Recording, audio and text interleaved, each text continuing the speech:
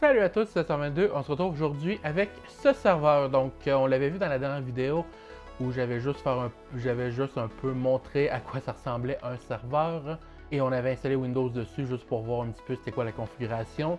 Donc, c'était clairement pas incroyable. Donc, c'était juste un quad-core 4 cœurs, 4 threads de l'époque Haswell, donc autour de 2012-2013 environ, avec une carte graphique qui est, à ce que j'ai vu, même pas une carte graphique, c'est littéralement un processeur ARM qui émule plus ou moins une carte graphique, donc il n'y a aucune accélération 2D ou 3D.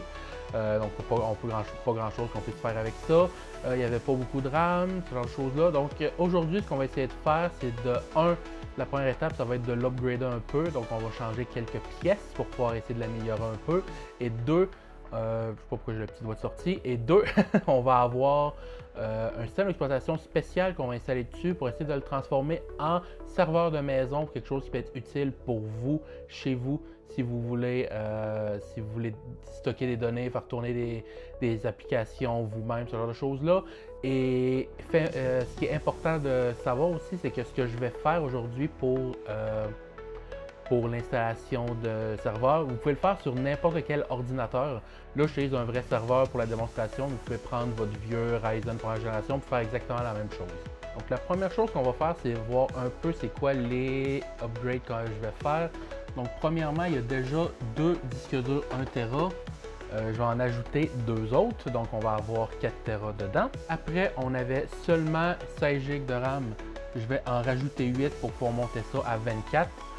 C'est pas incroyable non plus, c'est de la RAM que j'avais qui traînait un peu. Fait qu'on va essayer ça. C'est même pas nécessaire pour ce que je veux faire, mais ça peut être un petit peu plus rapide. Après, on va upgrader le CPU pour pouvoir mettre ceci. Donc, c'est un Xeon 1240 V3. Donc, le processeur à l'intérieur, dans le fond, c'était plus ou moins, je crois, un i5 4460, quelque chose du genre. Lui, ça va être un i7 4670, je crois que c'est ça le numéro de produit. Donc 4 cœurs, 8 threads, qui devrait être donc beaucoup mieux pour pouvoir faire des opérations. Et finalement, on va installer une carte graphique dedans. Donc c'est vraiment pas une carte graphique très impressionnante, ça. C'est une Radeon Pro WX 2100. Donc, je vais vous expliquer un petit peu plus après c'est quoi exactement comme modèle, parce que c'est définitivement pas un modèle de carte graphique que vous avez déjà dû voir. Mais vous allez voir que c'est vraiment une carte graphique qui est faite pour ce genre de machine-là. Donc, première chose qu'on va faire, ça va être le plus simple, ça va juste être de mettre les disques durs. Donc, comme vous allez le voir dans l'autre vidéo, c'est juste des rails en avant qu'on peut enlever comme ça. Donc, il faut juste mettre les disques durs là-dessus, puis normalement, ils vont se glisser par en avant sans problème. Donc voilà, c'est fait. Comme vous pouvez voir, ça ne venait pas avec les vis. Il y avait juste deux vis, donc il y en a une de chaque côté. C'est pas très grave, ça devrait quand même fonctionner. Donc, on les met comme ça. On verrouille, c'est bon. Et on fait la même chose avec l'autre. Parfait. Donc, on vient de passer de 2 Tera de stockage à 4 Tera. Maintenant, pour la suite, il faut évidemment qu'on l'ouvre. Une fois à l'intérieur, on va enlever ça, puis vous allez voir qu'il y avait juste 2 barrettes de RAM et le processeur est ici. Donc, première chose qu'on va faire, c'est qu'on va ajouter la RAM parce que ça va être le plus rapide. Donc, comme j'avais dit, c'est juste 2 barrettes de 4 GB pour pouvoir ajouter 8 GB. Donc, on ouvre les barrettes, les ports qui sont fermés. On les met. Parfait. Et normalement, je vais regarder et ce n'est pas de la RAM ECC comme j'avais parlé dans l'autre vidéo. Donc, c'est juste de la RAM normale qui devrait être correcte. Donc, maintenant, on est rendu à 24 GB. Maintenant, on va s'occuper du processeur. Je le dis tout de suite, c'est pas une bonne idée de tout faire en même temps, mais je vais quand même tout le faire en même temps. Donc, le processeur, il faut enlever les 4 vis ici. Est-ce que je vais être capable avec ce tournevis-là? Je ne croirais pas. Je vais avoir besoin d'un tournevis un peu plus grand avec un petit peu plus de force. Donc j'ai un tournevis un petit peu plus sérieux. On va essayer voir si ça fonctionne. C'est vraiment très bien rentré. Oui, parfait. Donc il faut juste le commencer, puis après ça, ça se fait correctement. Donc la manière que je vais le faire pour être sûr de ne pas endommager, c'est que je vais le faire en diagonale comme ça, un petit peu à chaque fois. Donc une coupe de petits tours ici, coupe de petits tours ici. Donc le but, c'est juste que le processeur, il est tenu par pression. J'essaie de faire que la pression est le plus égale possible partout pour être sûr de ne pas le craquer. Donc même si le processeur n'est pas super, j'aimerais bien ça ne pas le détruire. Hein. Puis l'enlever en tant que tel, c'est pas si grave que ça. Ça va être mettre le nouveau, que ça va être plus important de faire ça correctement. Donc quand il commence à tourner dans le vide, c'est qu'il est correct. Donc, il reste juste une vis qui est encore un peu vissée. Normalement, il a l'air d'être correct. Donc, parfait. Pas plus compliqué que ça. Puis, c'est un pad thermique. Ok, je me posais des questions. Je pensais que c'était un pad thermique. Non, c'est juste qu'il y a une affaire de... Dans le fond, ça, c'est que je crois que c'est de l'aluminium. Il y a une couche de cuivre. Ça, je crois que c'est du cuivre pour pouvoir me rajouter l'épaisseur puis mieux pour mieux apporter mieux refroidir, hein, pour mieux transférer la chaleur. Je ne sais pas pourquoi j'ai eu de la misère à le dire. Puis il y a la porte thermique qui a été mise là-dessus, donc on va la remplacer. Et le processeur est ici. Donc c'est juste comme ça. Parfait. Et le processeur, comme vous voyez, il est plein de portes thermiques, donc on ne peut pas le lire. Mais j'avais dit c'était quoi le modèle à l'autre, voyons dans la première partie. Normalement, on peut juste mettre le nouveau. Il faut juste faire attention. Est-ce que je suis dans le bon sens? Je n'étais pas dans le bon sens. Donc, je ne sais pas si vous allez voir, il y a comme un petit... Ici, il y a comme un carré, un triangle doré. Il faut le mettre avec le triangle doré qui est sur la carte mère. Donc, ça devrait être comme ça. Parfait. On le referme, on le verrouille. Et normalement, ça devrait être bon. Donc, le nouveau processeur est mis. Maintenant qu'il est mis, ce que je vais aller faire, c'est que je vais aller laver le radiateur pour pouvoir remettre la porte thermique. Voilà, donc le radiateur est lavé. Contrairement à ce que j'ai dit, ce n'est pas du cuivre, c'est aussi de l'aluminium. Donc, je sais, l'aluminium a l'air d'être vraiment de mauvaise qualité. Je ne sais pas trop comment dire ça. Vous voyez qu'il a l'air d'être complètement rayé. Pour vous montrer mieux. Je ne sais pas si vous voyez, c'est comme vraiment pas lisse, puis je suis capable de le sentir au doigt. Normalement, on essaie d'avoir une surface le plus, comment je peux dire ça, la plus lisse possible pour pouvoir mieux transférer la chaleur. C'est mieux. Théoriquement, la porte thermique va remplir les trous, mais quand même, c'est pas super. Donc, porte thermique, je vous avertis tout de suite, j'en mets un peu trop. Parce que c'est mieux d'en mettre un petit peu trop que pas tout à fait assez. Donc, je n'ai pas dit c'est quoi, c'est de la Arctic Silver MX4. Donc, c'est juste de la bonne porte thermique, assez acceptable puis assez cheap. Donc, c'est souvent ça que je vais utiliser. Et normalement, je dois juste remettre correctement dans les trous comme ça. Et on va le visser en diagonale comme on a fait pour le dévisser.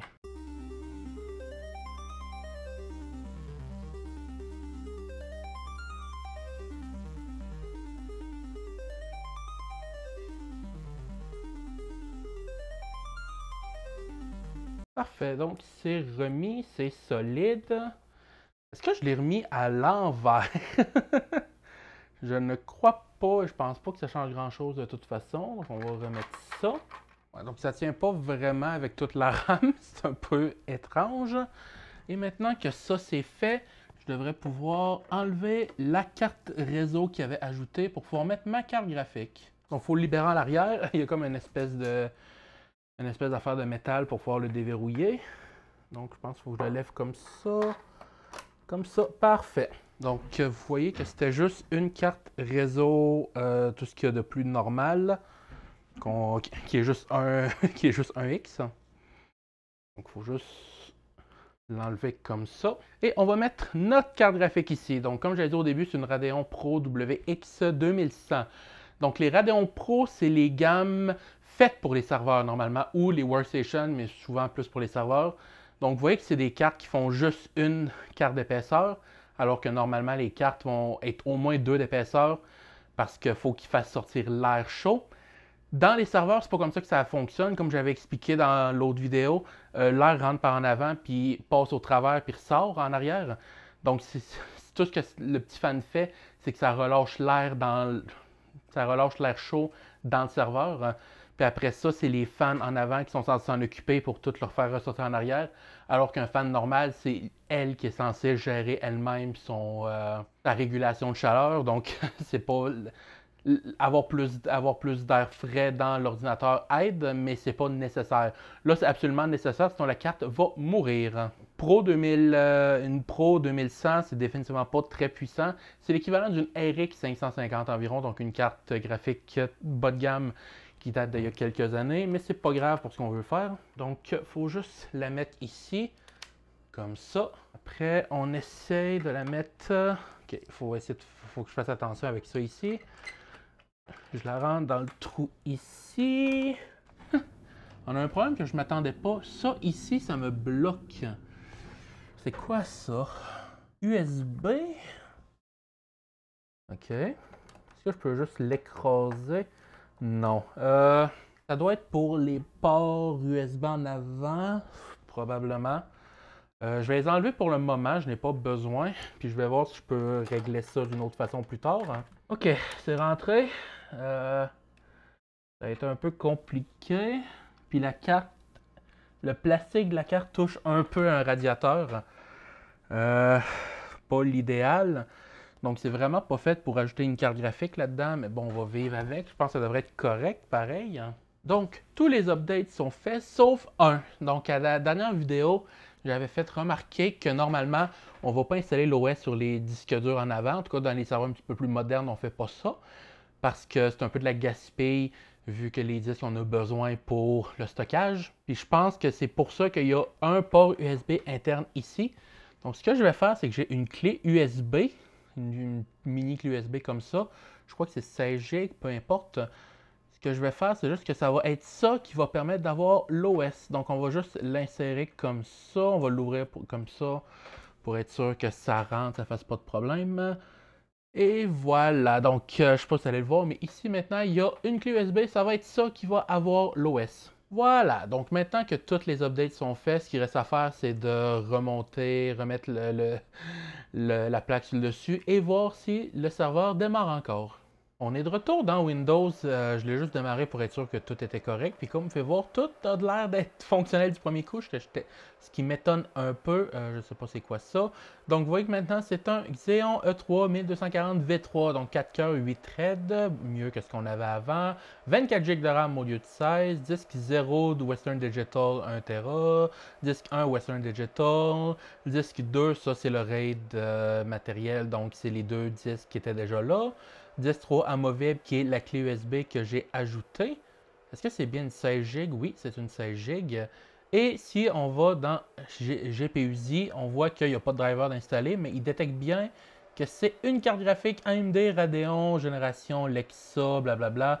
Donc, il détecte la carte graphique que j'ai mis. Je suis quand même connecté par l'ancienne carte graphique, mais parce que je ne veux pas utiliser... comment je peux dire ça? J'ai pas prévu d'utiliser la carte graphique pour afficher des graphiques. Donc, vous allez comprendre un peu plus tard ce que je veux faire avec ça. Donc, on va juste l'éteindre. Les fans sont tellement bruyants. Surtout, j'imagine, avec maintenant une carte graphique qui doit faire un petit peu d'air. Un peu quand même, moi, je la sens. Puis un processeur qui doit prendre un petit peu plus d'électricité. Les fans ont vraiment de la misère. Je m'y attendais. J'espère que ça va s'améliorer en dehors de Windows. Puis là, je peux aussi vous dire, Windows est tellement inutilisable sur cette machine-là. Juste démarrer pour arriver là, je crois que ça m'a pris environ 10 minutes. C'est tellement pas agréable. Préparation de Windows, je ne veux pas faire d'update. Donc, ce que je vais faire, c'est que je vais tout de suite mettre la carte graphique, la clé USB avec l'OS que j'ai choisi et je vais juste débrancher l'alimentation. Ah, ça fait du bien quand ça s'arrête. On va reconnecter. Ah! Ah! Parfait. Donc, il est en train de rouvrir. Et ce que je veux faire, en fait, là, c'est désactiver le RAID. Donc, j'avais montré qu'il y avait un RAID 1 la dernière fois pour pouvoir essayer le système d'exploitation. Là, je veux le désactiver pour vous parce que il y a des grandes chances que l'ordinateur que vous avez chez vous n'a pas de carte RAID. Donc, si vous voulez faire un serveur vous-même, je vais vous montrer comment faire sans RAID. Parce que ça, en fait, c'est que ça utilise une carte RAID qu'on appelle matérielle. Donc, c'est une carte physique qui va faire le lien entre les différents disques durs. C'est pas nécessaire. Avec le système d'exploitation qu'on va utiliser aujourd'hui, on peut le faire de manière complètement logicielle. Donc, ça fonctionne sur n'importe quelle carte mère, avec n'importe quel disque, sur n'importe quel ordi. Donc, c'est juste ça qu'on va faire. Donc, on est dans la configuration du RAID. Delete, volume 0, RAID 1 miroir. Pour confirmer, il faut faire Delete. Est-ce qu'on veut vraiment oui? Parfait. Donc, maintenant, vous voyez qu'on a les 4 disques durs qui ne sont plus en RAID. Puis, on va faire Exit. Est-ce que je suis sûr de vouloir exiter? Exiter, évidemment. Oui. Et là, il va probablement falloir que je redémarre pour aller spécifier de démarrer sur l'USB. Ou peut-être qu'il va juste... T'es pas censé... Stop. Stop. C'est pas censé pouvoir démarrer sur Windows 10 quand le RAID est détruit. Comment ça, ça l'a fait? Ok, intéressant. Quand un RAID est détruit, c'est censé détruire toutes les données qu'il y a dessus. C'est pas juste censé permettre de faire ça. Vu que c'est un RAID 1, peut-être qu'il fait juste pas vérifier quelque chose, je ne sais pas. F11. Donc, vous voyez, ça s'est bien sauvegardé. Pourtant, RAID volume, aucun défini. Les 4 disques, ok, étrange. Donc, il ne détecte pas la clé USB que je lui ai mis. À moins que ce soit celle qui s'appelle juste USB. Oui, c'est elle qui s'appelle tout simplement USB. OK. Donc, c'est maintenant qu'on va le voir. Donc, le système d'exploitation qu'on va prendre, c'est quelque chose qui s'appelle TrueNAS Scale. Donc, un NAS, NAS, ça signifie Network Attached Storage, donc un stockage lié au réseau, si on veut attacher au réseau. Donc, ça va juste permettre de prendre les disques durs qui sont dans la machine, puis les transformer en disques durs réseau. Donc, on va pouvoir accéder à partir de n'importe quel ordinateur. Puis j'ai utilisé TrueNAS en particulier parce que c'est un système d'exploitation qui permet de faire beaucoup plus de choses. Donc, on veut l'installer. Le système de destination. Donc, on va utiliser la clé USB interne que j'ai mis. Ok, pardon. Pour sélectionner, il faut faire entrée et OK. Donc, ça va effacer la partition. Oui, c'est normal. Comment est-ce qu'on veut configurer? On configurerait ça par le réseau. Donc, vous allez voir, une fois que ça va être installé, on ne va pas avoir besoin de l'écran. On va juste aller sur un navigateur pour pouvoir faire ça. Est-ce qu'on veut activer le système EFI? On n'a pas besoin parce que c'est pour les machines plus récentes. Donc, si par exemple, vous avez une machine qui a du NVMe, donc une machine qui est UEFI, c'est-à-dire une machine qui a été faite, qui est juste une UEFI, qui a remplacé le BIOS, c'est mieux de l'activer. Dans ce cas-là, c'est une machine qui est compatible UEFI, mais qui ne peut pas vraiment profiter des améliorations UEFI. Donc, il ne peut pas avoir de SSD NVMe, il ne peut pas démarrer par PCI, il ne peut pas avoir de carte réseau 10 gigabits, je crois pas, parce que le PCI ne va pas être assez rapide, ce genre de choses-là. Donc, dans notre cas, ça ne sert à rien d'activer ça. Sur une machine un peu plus récente, c'est probablement mieux de dire oui. Donc, l'installation sur une clé USB était assez longue, ça a pris environ 45 minutes. Mais ça s'est complété, donc ils disent de retirer la clé USB. Oh, bonjour, on me voit. Et de redémarrer. Donc, on va faire Reboot System. Normalement, il ne reste pas grand-chose à faire directement sur la machine. Une fois, dans le fond, tout ce que je veux faire après ça, c'est la connecter à Internet. Puis une fois que ça va être fait, toute la suite, on va pouvoir le faire directement sur un autre ordinateur. Faut juste que j'aille spécifier de démarrer sur la clé USB. Ça, normalement, Si c'est la seule clé bootable, il va démarrer directement sur l'USB. Dans ce cas-là, apparemment, Windows est encore détecté sur les disques durs. Une fois qu'on va les avoir formatés, ça devrait être correct. Donc, Kingston Micro Duo. TrueNAS Scale. Ouh, le focus n'a pas aimé l'écran bleu. Donc voilà, on est maintenant complètement démarré. Et comme vous pouvez voir, ça donne une adresse IP ici. Donc 192.168.1.199. Donc ça va changer selon votre réseau. Mais dans mon cas, c'est ça que ça l'a donné. Donc maintenant que ça s'est installé, on n'a plus besoin d'accéder au serveur directement. Lui, il ne va jamais afficher rien d'autre qu'une image comme ça. Donc maintenant, il faut qu'on aille sur un autre ordinateur avec un navigateur Internet pour le configurer. Donc on va aller faire ça maintenant. Nous sommes donc de retour sur un ordinateur. Donc ce qu'on va faire, c'est qu'on va mettre sur Safari l'adresse qu'ils ont donnée. Donc 192.168.1.199. Donc, ça va nous apporter ici. Là, ils vont nous demander. Donc, le nom par défaut de l'administrateur va être trunas-admin. Il faut mettre un mot de passe. Donc, on va mettre un mot de passe rapidement pour qu'il accepte qu'on puisse se connecter. Et voilà, on est maintenant connecté à l'interface d'administration de TrueNAS. Donc, plateforme générique parce que c'est pas sur une machine préconstruite par eux autres. Ici, on est capable de voir l'utilisation du processeur. C'est quoi le processeur, la mémoire, le réseau, ce genre de choses-là. Donc, vous voyez qu'en ce moment, il n'y a absolument rien. Donc, la première chose qu'on va faire, ça va être de créer un volume. Donc, ça c'est ce qui va permettre on va créer un volume avec nos disques durs pour avoir de l'espace de stockage. Donc, on va créer un qu'on va juste appeler, vous pouvez lui donner le nom que vous voulez. Moi, je vais l'appeler partage. Layout. Donc, c'est là que faut un peu spécifier qu'est-ce qu'on veut. Donc, il dit c'est quoi. Donc, Stripe, c'est un RAID 0. Donc, c'est 4 disques. Ça veut dire que ça va enregistrer sur les 4 disques en même temps. Ça va être plus rapide, mais on va tout perdre. Un miroir, ça va être un RAID 1 comme on a vu. Un RAID Z1, c'est ça qu'on va utiliser dans le fond. Souvent, on va appeler ça un RAID 5. Ça va prendre au moins 3 disques. Donc, chaque disque va stocker une partie des données. Il va avoir une partie réservée à faire un checksum qu'on appelle des autres disques.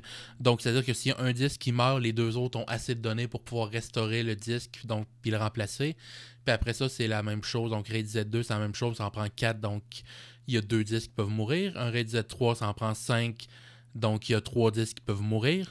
Donc, c'est ça. Et DRAID, je pense que c'est la même chose, mais pour une autre technologie. Donc, on ne va pas toucher à ça. Ce qu'on va faire ici, ça va être RAID Z1. La taille de disque, ça va être 1 Tera parce que tous nos disques sont 1 Tera. Donc, c'est sûr qu'on ne va pas toucher à ça. Sélection manuelle des disques. Là, on voit qu'il y a juste 2 disques. Je crois qu'il faut aller ajouter les disques les autres disques, vu qu'ils étaient déjà en RAID. Ok, donc on voit ici, c'est qu'il détecte que les disques ont déjà été utilisés dans des RAID. Donc si vous utilisez des disques durs neufs ou qui ont déjà été formatés, vous n'allez pas avoir ces problèmes-là. Moi, dans mon cas, il va juste falloir que je les formate. Donc c'est pas vraiment un problème. Effacement rapide. Parfait, donc une fois que c'est formaté, là, ça fonctionne. Ça demande si je veux que ce soit un RAID de 3 disques ou 4 disques. Je vais juste, on voit d'ailleurs à droite ici qu'il y a 4 fois, donc les 4 sont détectés. Je vais juste en faire 3, je vais en garder un séparé. Je vais vous expliquer pourquoi plus tard.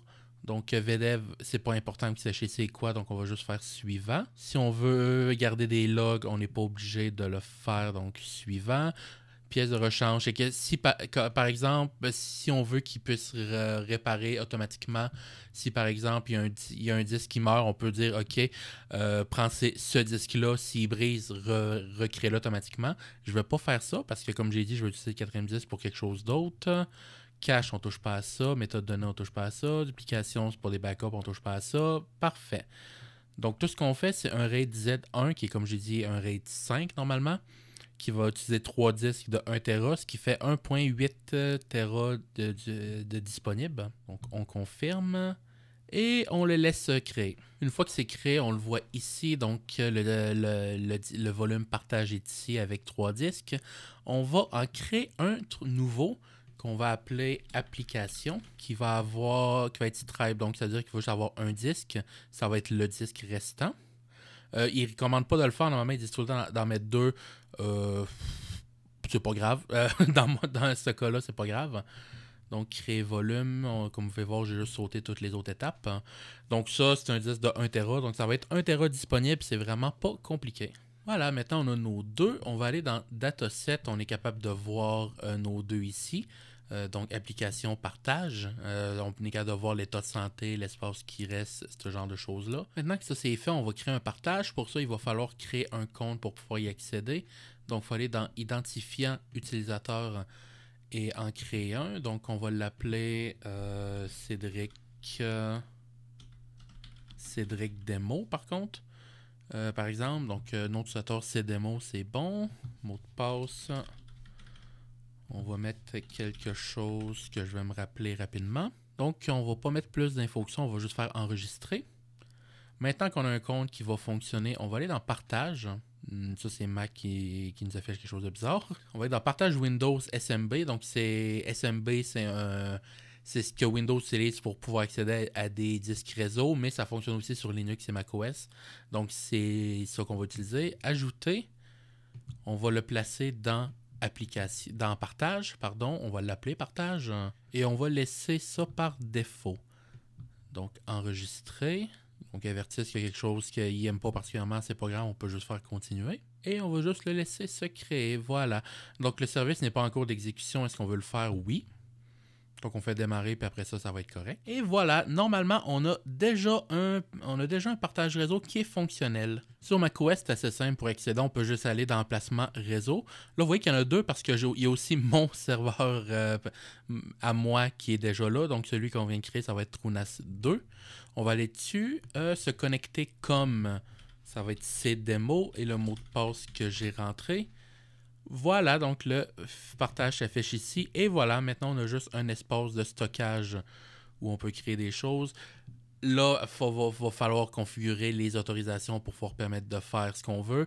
Là, j'ai vraiment fait le défaut. En théorie, il faut aller modifier un peu les autorisations. Si je ne me trompe pas, il faut juste que je sélectionne l'utilisateur Cdemo et que je dise il peut tout faire, tout est autorisé. Ok, donc petite correction, faut pas utiliser le default parce que par défaut, il donne aucun accès. Donc par défaut, il faut utiliser Private SMB Dataset. Donc si on fait ça, en théorie, si j'essaie de copier quelque chose sur partage, ça va fonctionner. C'est juste qu'il faudrait que je me reconnecte. Voilà, donc je viens de me reconnecter, puis vous voyez que je peux enfin créer des choses et transférer des choses dessus. Donc voilà, si la seule chose qu'on veut faire, c'est avoir un serveur de fichiers, c'est déjà bon.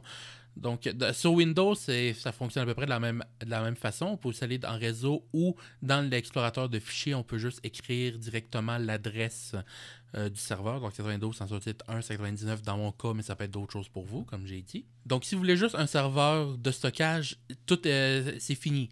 Maintenant, ce qui est vraiment intéressant avec, en particulier avec Trunas, c'est qu'il y a beaucoup d'applications que vous pouvez installer aussi. Donc si on va dans Applications,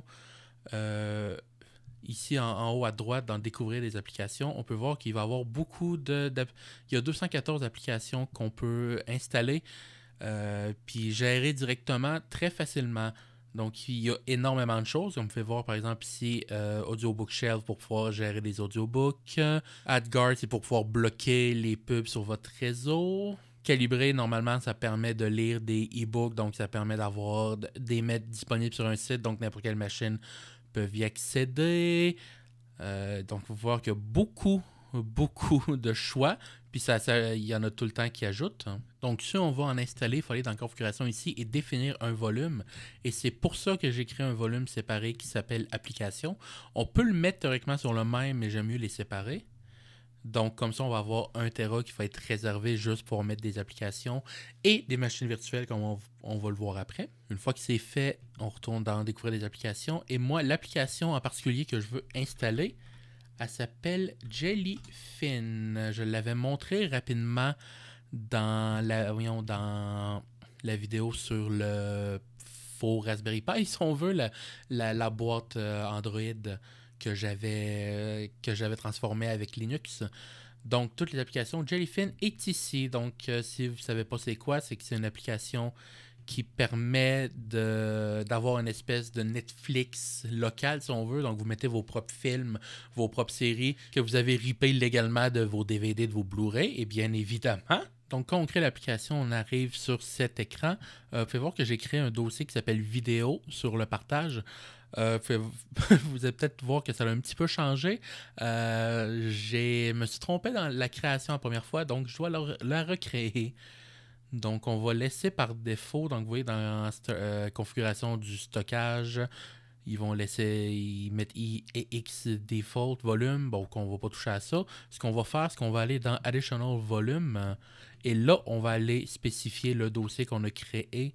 Donc, dans hostpath, ça va être dans MNT, partage, CX démo, vidéo.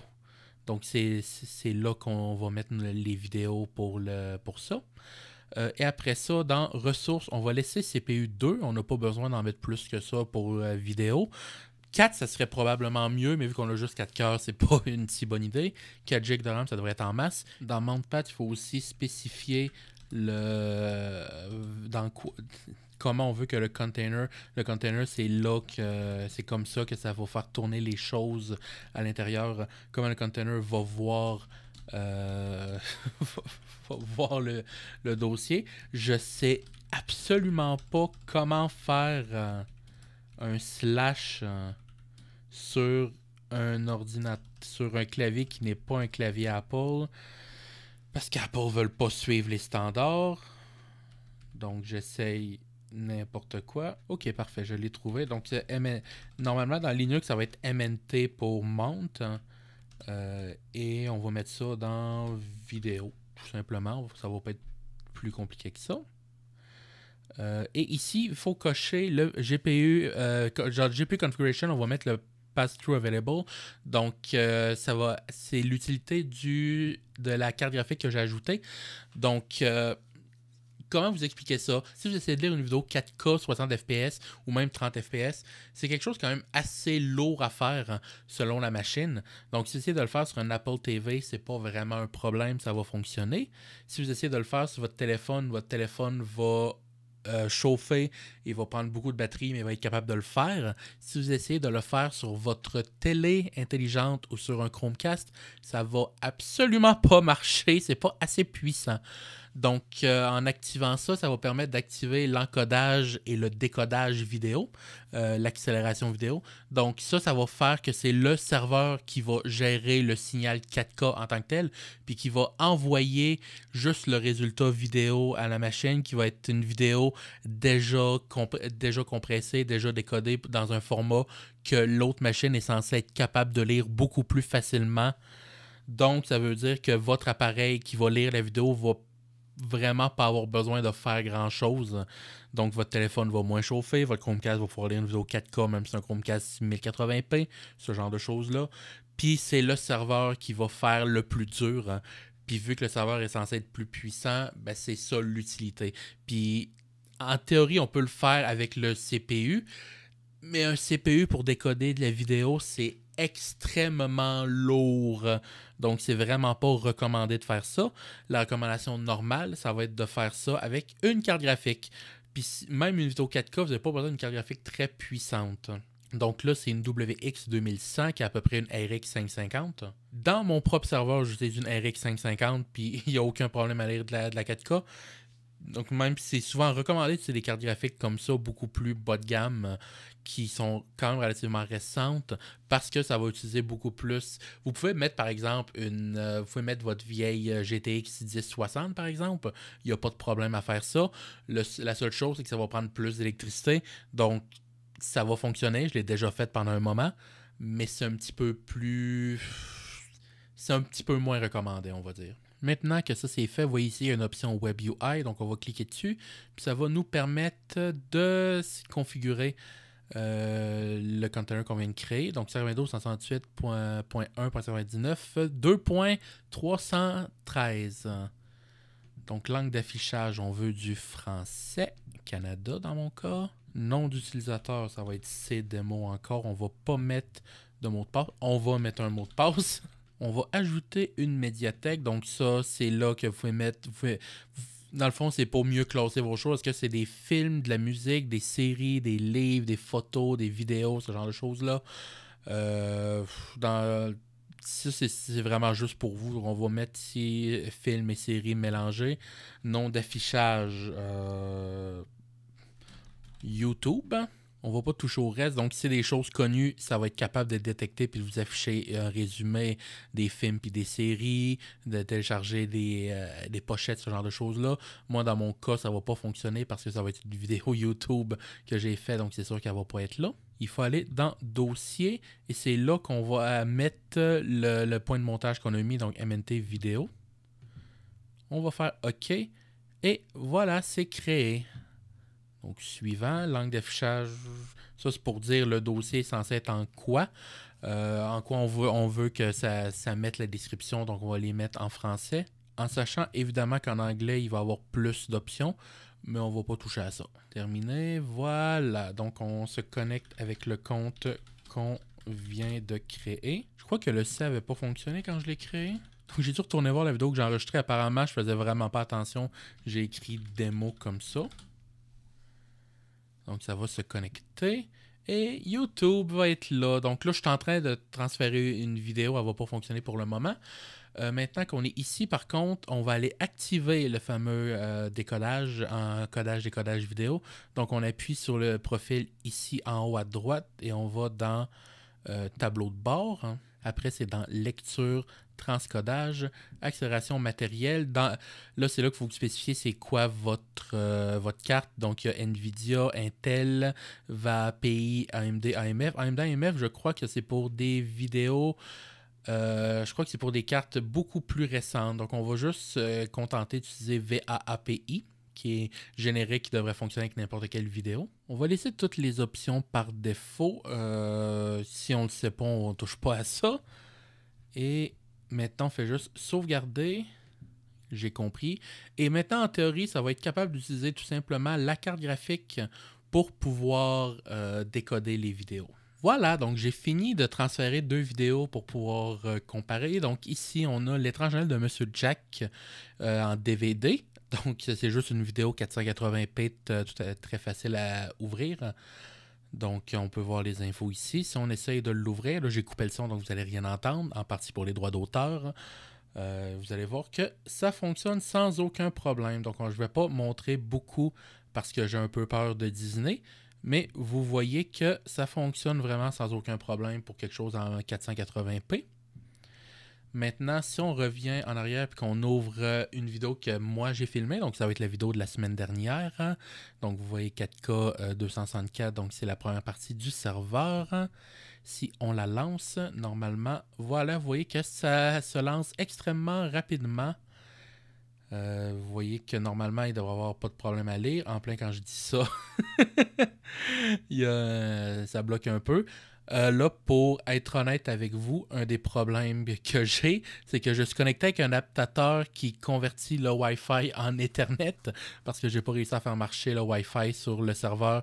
Puis là où il est installé en ce moment, je n'ai pas de câble Ethernet.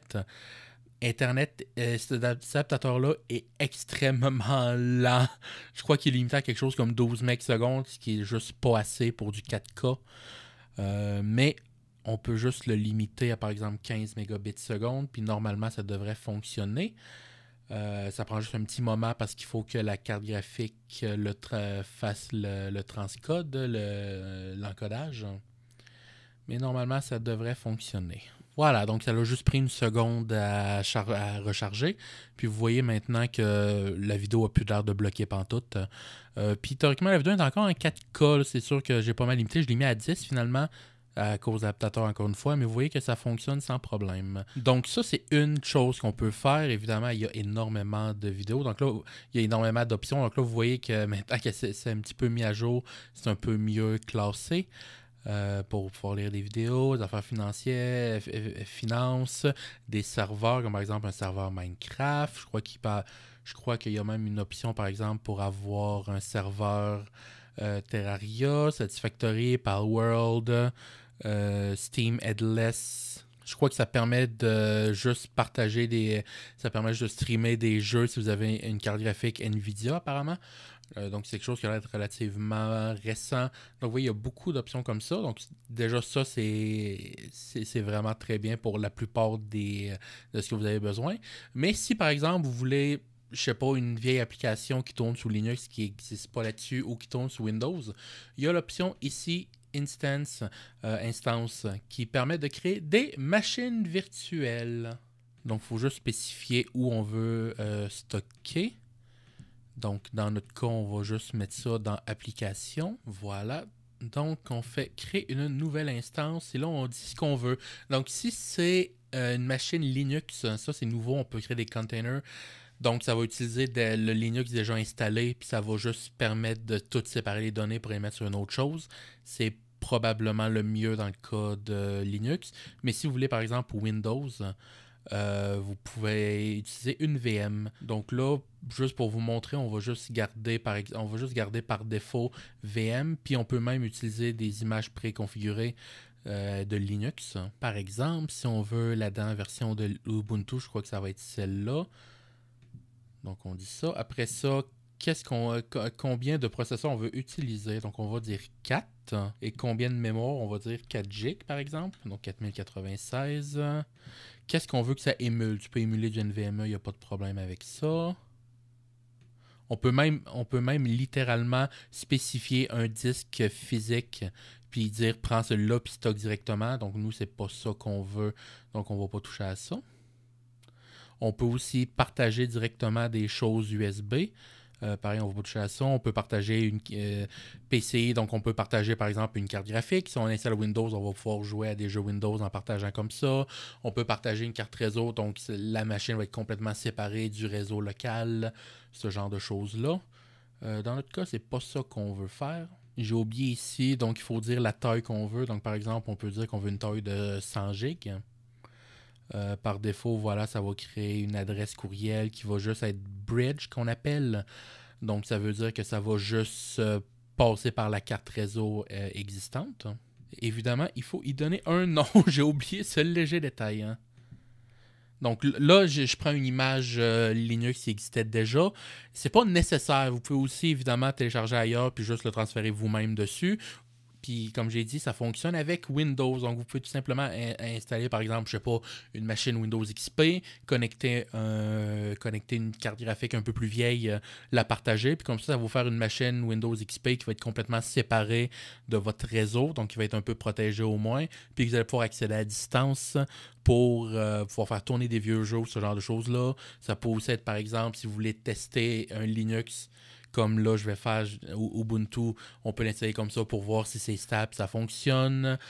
Si vous voulez faire tourner des services, comme par exemple, ça va peut-être être une future vidéo, quelque chose qui s'appelle Browser Service, qui tourne sur une machine Linux. Donc, on peut le faire tourner. Il n'y a pas d'image préconfigurée qui existe pour TrueNAS dans Apps, mais on peut le mettre dans un container Linux. Donc, c'est ça permet vraiment d'ajouter énormément d'utilité à un serveur comme ça. Puis comme j'ai dit, c'est la raison pour que j'ai pris TrueNAScale, parce que c'est peut-être pas le meilleur en tant que tel, hein, mais il est gratuit, ça c'est très important.